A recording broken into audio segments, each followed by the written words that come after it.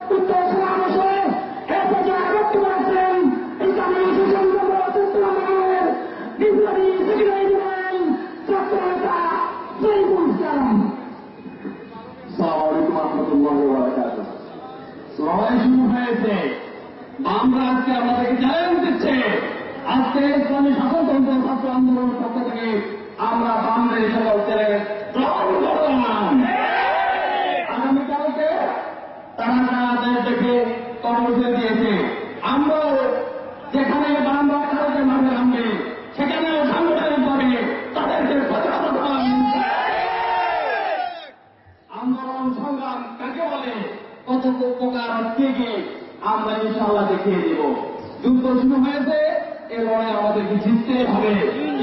আন্দোলনকে এ লড়াই জিততে হবে, চ্যালেঞ্জ দিতে হবে।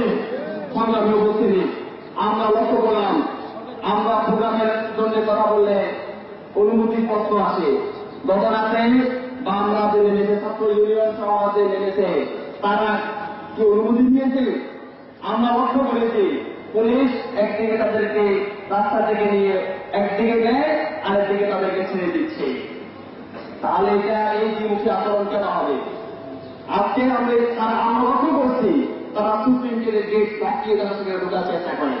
কয়েকজনকে সেখানে গ্রেপ্তার করা হয়েছে, আমরা তাদের আজকে প্রশ্নকে জানতে চাই।